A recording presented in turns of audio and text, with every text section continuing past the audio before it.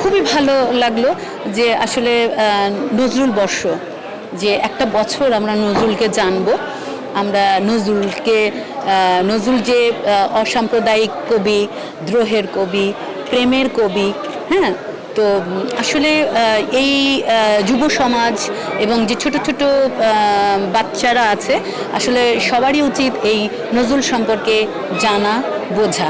আজকে খুব সুন্দর একটি আয়োজন ছিল, গোছানো একটি আয়োজন ছিল জেলা শিল্পকলা একাডেমির পরিবেশনায়, এবং সকলের পরিবেশনাও ভালো ছিল। আমার নিজের কাছেও অনেক ভালো লেগেছে আজকে পারফরমেন্সটি করে। হ্যাঁ, রাজবাড়ি তো আমাদের বাড়ি, এখানে আমাদের জন্মস্থান, এখানেই আমাদের বড় হওয়া না।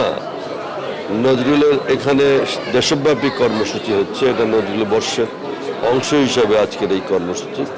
এই কর্মসূচি আমাদের জেলা প্রশাসক মহোদয়ের নেতৃত্বে এখানে একটা সকলে মিলে এই কর্মসূচির আয়োজন করেছেন। এই অনুষ্ঠানে ভিটামিন ই ও সি সিরাম, 8টি প্রাকৃতিক অয়েল সমৃদ্ধ লিলি সিরাম অয়েল, যা চুল পড়া কমায় মাত্র 30 দিনে। খুবই চমৎকার হয়েছে, আমাদের ছেলেমেয়েরা খুবই চমৎকার গেয়েছে।